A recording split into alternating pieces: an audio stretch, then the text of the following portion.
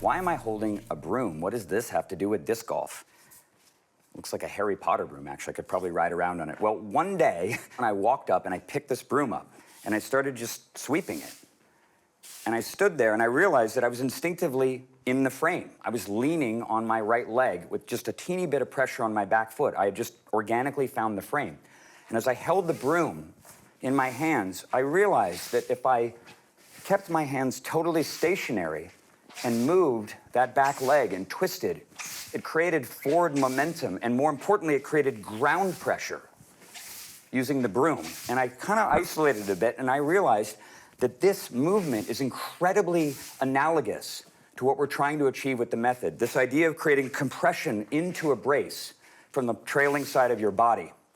The way that you can feel it, it's very simple. Stand here, then get into your frame, hold the broom in front of you, and hold it up reasonably up high, but not like way up at the top. More kind of on level with your sternum. So up against your sternum, turn it so that the blade would go in front of you. The rule is that this hand is locked against your chest. It cannot move, and the arm connected to it cannot move either. It just forms this angle and stays there. With your left hand, open up your hand so that you have the webbing. Press the webbing against the back side of the broom, and you can turn your shoulder down, not so far that you're like, ugh, just like here. Hold it here so that your arm is extended fully, but you're not dipping forward. And you use pressure in your back leg to sweep the broom in front of your body. If you notice, my arms here are not moving. They're completely locked in place. And I can direct this using the mechanism. Anybody can sweep a broom.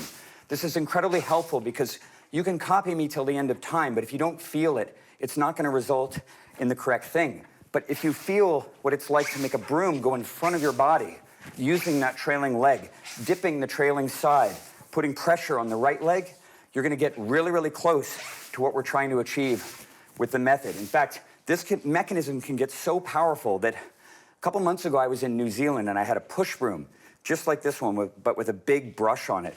And I was demonstrating this to some friends, and I produced so much force in my trailing side, I literally snapped the broom in half on the ground.